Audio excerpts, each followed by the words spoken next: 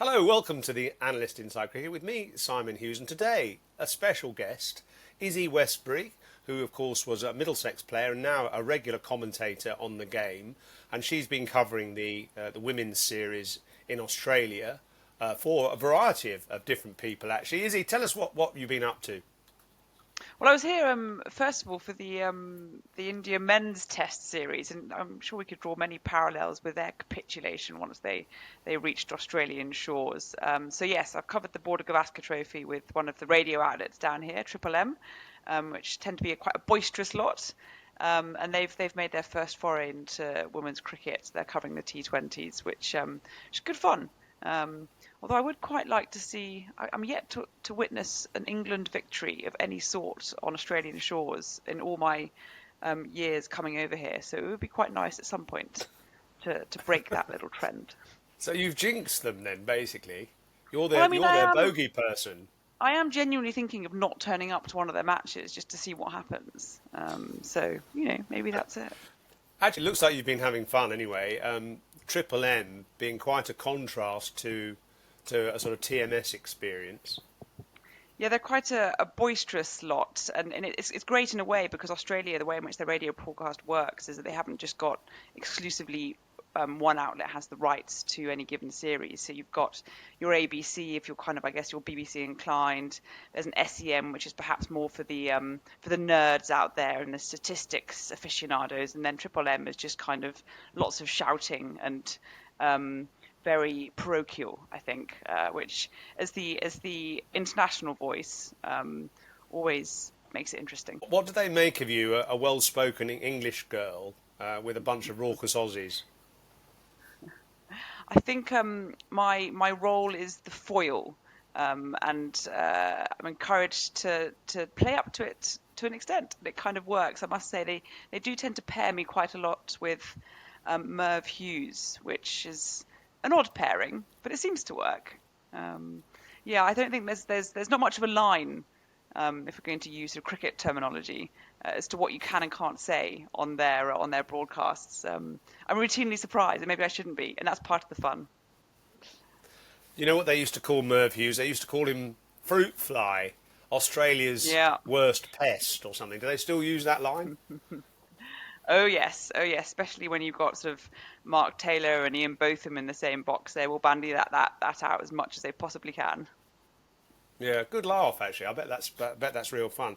Anyway, I mean, away from the fun part, I guess we should focus on England's women, having seen them lose their fourth match in a row in this current Ashes series. Um, it's been a bit sad, hasn't it? I mean, I sort of read quite a lot of the promotion of before the series and England talking it up and sort of the hype saying that they were ready now for the Australians and that they could really compete. And it hasn't looked like that at all, has it? No, I mean it's almost an affliction that is born on both the men's and the women's teams when they land on Australian shores. There's always this hope that they can do better than they actually do, and then routinely get pummeled. And the frustrating thing for England, as women certainly, is that it's been like this for more than a decade, really. And I think different to the men is that it shouldn't be. England and Australia are the top two nations in the world. They have the comparable funding, infrastructure, franchise style leagues. They have all of the sort of ingredients that should make them very comparable sides. And yet we've seen this very one dimensional sort of history play out, whether it be an ICC tournaments, so the T20 World Cups or the One Day World Cups, or bilateral series such as the Ashes. Australia have been just incredibly dominant, apart from the odd blip here or there. And when it is a blip, they then go on some ridiculous streak of not losing a match for 20 matches or something because they're so upset that they did lose something. Whereas for England, it's they're in a bit of a rut. The last thing the sort of major trophy that they won was the 2017 World Cup. They haven't won an Ashes or held the Ashes for more than a decade. And of course, they were bundled out of the T20 World Cup at the group stages in the most recent one. So it's a real I think it's frustration is the underlying emotion, because it just should be a lot better. Yeah, and you feel that there is this sort of. I mean, I've written in a blog you can read on Substack about the gap between the teams appeared to be a chasm actually by the end of yesterday's match.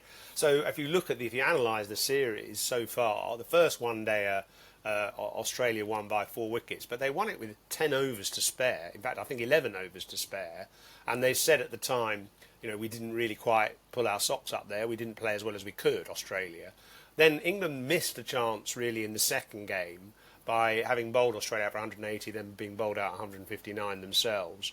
And that felt like the tipping point. And then after that, the ODI third game, Australia whacked 300. England were never going to get close. And I felt, even watching that T20 yesterday, that although there were, Sophia Dunkley played well and put the pressure back on the Australian bowlers, I always felt she was on borrowed time. And once she got out, and obviously Nat Sciver-Brunt got out quite early. After that, I just felt England didn't have anything to compete with. No, absolutely, and I think the scary thing is that Australia have a realistic prospect now of completing a whitewash. You've got 2 T20s and the Test match. There's an argument to say that T20s are England's strongest format, but I'm not sure that's necessarily the case. I think it's more the fact that T20 is the most volatile format and just give them a better chance of winning in an almost upset against Australia. But pound for pound, in every facet of the game, Australia looks superior. You can talk about the main elements of cricket, the batting, the bowling, the fielding, but you add on to that the match awareness, the fitness, the athleticism, the leaders that they have that can step up when players go injured, for example. Their placement in the field, their recognition of where the ball's going to be, and even their post-match, the articulation of what they're trying to achieve is all superior. And again, some of these are small things that England could actually catch up quite quickly, and that goes back to that frustration that they don't seem to be anywhere near them on any metric. And I think you're right, that second ODI, I remember sort of texting one of the BBC commentators, like, if at the halfway stage, the innings stage, when Australia had been bowled out for 180, which was absurd. It doesn't happen often. They don't give you that kind of chance. And it was basically, well, if they can't chase this, there's no point in even competing for the rest of the series. That's it. That is the truest reflection. Australia are underperforming. They don't give you that chance often. If you can't take it, then you might as well go home now, frankly. You make an interesting point there about Australia's sort of savviness as a team, as individuals. Not only just the ability part. We can talk about the ability in a bit, but certainly recognising sort of pressure situations and being able to articulate them afterwards. Is that, do you think, to do with the fact that, and you also mentioned that Australia's women have been playing cricket at a high level for longer. Is it to do with just being steeped in the game more? Because I always felt, when I was watching my daughter play, for instance, a few years ago, I always felt that a lot of girls didn't really know cricket. They didn't watch it very much at home on telly. They played and they were quite talented, but they didn't really understand the game sort of deeply and be able to interpret what to do in certain situations. And I wonder whether that is still the case, that, because of the amount of cricket that the Aussies have played and, even from a sort of young age, they just maybe inherently understand more about what to do in certain situations. Yeah, perhaps. And I think if you look at the mid-20-year-olds that are now the core part of this Australian team, they would have grown up with the Big Bash League for the last 15 years. That's the men's T20 competition. And the WBBL, the women's one, for the last decade on free-to-air, sort of every evening throughout the summer. So it's one of those things that even if you're not looking for cricket, you just turn your TV on at 7 o'clock at night and there's cricket in front of you. So perhaps there is that element of it. But I don't necessarily think that Australians are more steeped in cricket than an English cricketer is. I mean, there's lots of other sports going on here as well. I mean, that's the most interesting thing I think at the moment is they have sort of their Australian rules football, they have their rugby league, their netball, their hockey. They've got the women's sport is booming certainly, and they're all competing for the best athletes at those teenage years.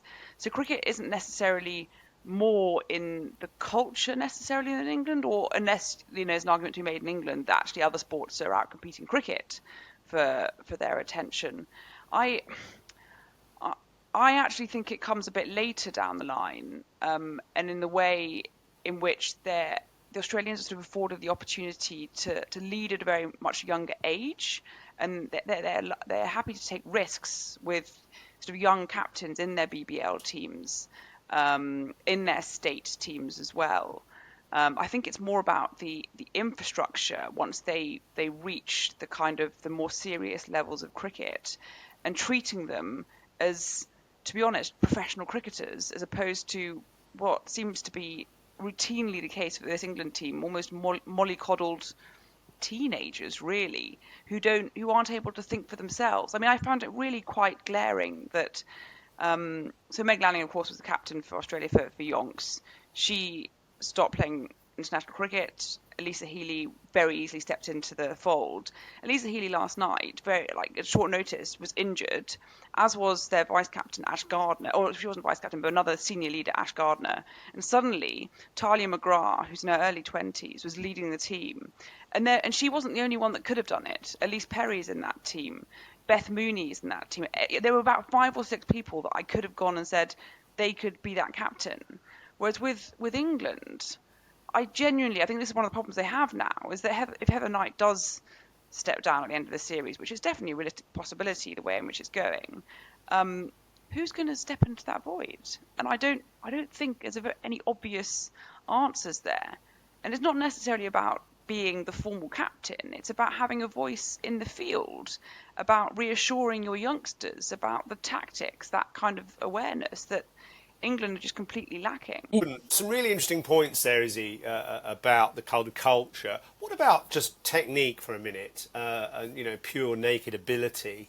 One of the things that struck me about the way that England bat, and way that actually England women bat generally, I think, players in England, let's say, is there's a lot of bottom-handed hoiking across the line, I suppose, to put it bluntly.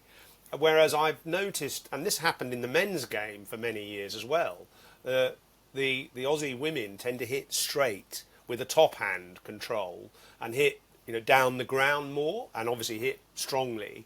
There is this sort of general sort of tendency for young English women's players to hit more sort of cross-batted shots, to make a bit of room outside leg stump and hit balls off the stumps through mid-wicket or through the offside rather than down the ground. And I think that has been found out. That method has been undone by good bowling. Do you go along with that? I mean, just so going back to kind of coaching styles of English players. Yeah, I'm not sure. I think it's the playing across the line is more indicative of them panicking and just not being up with the rate or trying to score runs quickly. But actually, I mean, if I think about your Heather Knights, your Amy Jones, your Danny Wyatt-Hodges, they've got some immaculate techniques. I think that's just the nature of their dismissals that we've seen.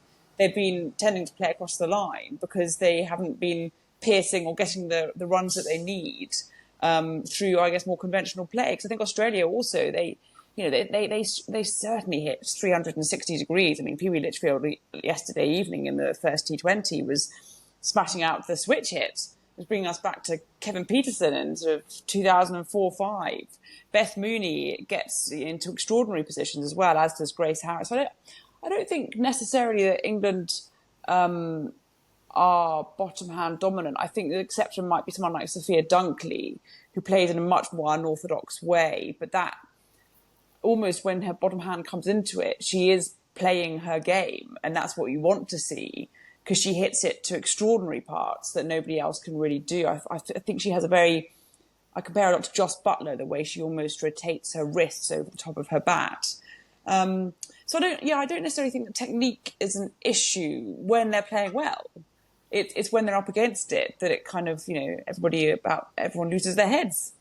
I suppose there's a default to going kind of cross-batted, perhaps, when the pressure's on. And this is, something that's happened to the England men as well in the past. I mean, when they go to India and, when you can't read the spin, you go to sweep the ball, and that gets you into trouble, unless you're Joe Root. So, there are sort of parallels there with what the men have experienced. And I suppose the other thing, just to say about the strength of the women's players in Australia, is they just feel they are stronger and fitter. They bowl a heavier ball. They spin the ball more. They're spinners to actually turn the ball. Yeah. So what do you put that down to? To me, I think this goes back to the coaching, the infrastructure and the setup of the high performance bit. So your England's, your 100 teams, the professional counties. And I think that, and it seems to be an affliction on women's sport specifically, is they haven't yet found a way to give some harsh truths, frankly, to actually critique the players constructively in order for them to improve, whether it be in the areas of fitness, nutrition, athleticism, but also, revolutions on the ball and when technique isn't working. And actually, so I think we're almost at a phase in England with women's sport where there is a lot more investment into it. The infrastructure is there, the coaching, the resources are there, but because it's so nascent, and it's, women are very different to men, especially in your formative years, your teens, your early 20s, where things like, mental health, body image, disordered eating, especially in professional sport, where it is your body that's is being used. I think we haven't quite cracked how to deliver that constructive criticism in order to grow and get better without affecting negatively someone's well-being. That's where I am resting at the moment.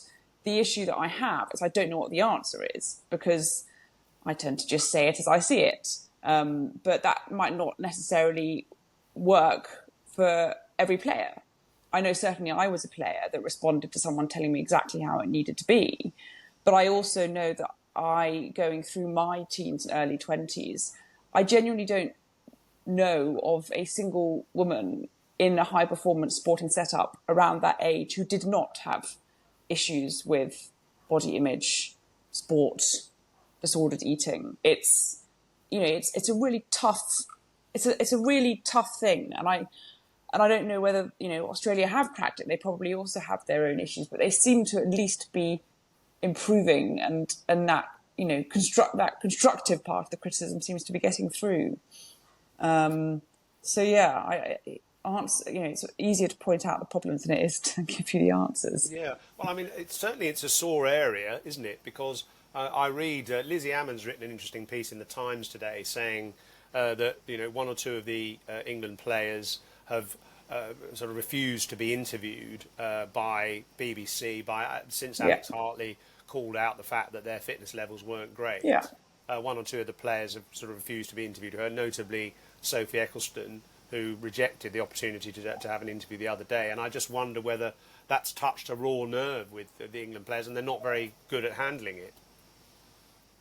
Oh, absolutely. I think it's, as with everything, when something gets quite close to the truth, that's when you tend to shut down a little bit more, and that's almost human nature. I definitely think that's the case. I know that they've been refusing interviews as a result of that. And part of that is, I guess, with their best interests at heart of trying to protect their well-being. It's horrid when you're in a situation where you're just losing everything. I can see how the support infrastructure around that team will want to kind of close shop and protect their players. I totally get it. Whether it's the right thing both for contractually, but also for the well-being of the players and their performance, probably not in the long run. But I definitely understand why this is a reaction, and it certainly is happening. But they need to learn that. And this is the other thing I think in the evolution of women's sport and this professionalism is not only are they being paid to be cricketers and perform on the field, but part of their obligations are also to the media. In that post-play assessment and in the image that they put out as role models. So Yeah, it's more than just delivering on the field, and I think that's the same with men. Quite often they don't want to give interviews either. Should there be changes now? Is it a bit of a cosy sort of clique, perhaps, this England side, and when they're sort of rejecting criticism and things? I mean, that's a symptom of it, isn't it? Yeah, I think so. I mean, the difficulty on a pure sort of England cricket team level is, as we were talking about earlier, and the leaders or the lack of leaders that there are around Heather Knight. In that, if Heather Knight was to go, and she's been captain now for almost a decade, who's going to step into that void? And I don't think there's any obvious answers. Now, the practical answer might be, well, just she needs to go and somebody will step up and be appointed, and you just take the hit as you go along. Whether John Lewis should go as well, I mean, I know less about him, I guess, than Heather Knight, but he hasn't had a great run of results in the recent past if you judge it on ICC tournaments and Ashes over the last few years since he's been appointed. I mean, I do find it quite ironic that he's the same man that was happy to sort of break ranks and tell the world that Ollie Robinson was unfit in the 2020-21 men's Ashes, whenever that was. But then when he sort of posed with the same notion that England's women might be unfit, he kind of categorically dismisses that. There is definitely an irony there in an inconsistency, perhaps, in the way in which the men and the women are treated. I do wonder, though, whether we should look deeper at the kind of the setup beyond that. The fact that Claire Connor, for example, in a sort of high performance leadership role within the ECB, has done many, many great things in the women's game, but certainly seems to be a one and done kind of figurehead there. There doesn't seem to be many women's voices in the more powerful aspects of the ECB and those managing director roles. And I was having a conversation with a colleague earlier today. If this was the men's game and a men's managing director had presided over a decade of winning, I think it was one World Cup in a sort of basically a 3 or 4 horse race, and failing to retain have any of the Ashes for that whole period as well, including at home, questions would be being asked about their role there. And I think that there's almost it seems like a little ivory tower up there. And I certainly think that there should be more women in positions of decision-making power in ECB towers. I think, maybe that should be scrutinised a bit more. Would you put your name forward? Absolutely not. Why? Well, first of all, I'm commissioned in the military, so I can't actually get out of that. But it is interesting, because I have thought about administration of cricket at some point. I don't know. There's lots of problems in the world, and there's a lot of energy, and you have to decide where you want to expend it. And in a way, it's also the easy answer, is that it's much easier as a journalist being able to point out the problems and having to put in the work to solve them, isn't there? I think that's what Mike Athens always said. Yes, absolutely. What about the Australians? What do they make of it all? Looking at England and another failure, and the Aussies dominating. What are the Aussies making of it? Well, at least on the surface, they're sort of very viscerally Australian and just enjoy beating England at every single opportunity and telling England as much as possible that that's the case. I think certainly they're a bit taken aback at some of the backlash that has happened, especially the last couple of days since the Ashes now have been retained by Australia. In a way, it's almost not a sort of schadenfreude, but it's good that it's being covered and that people care.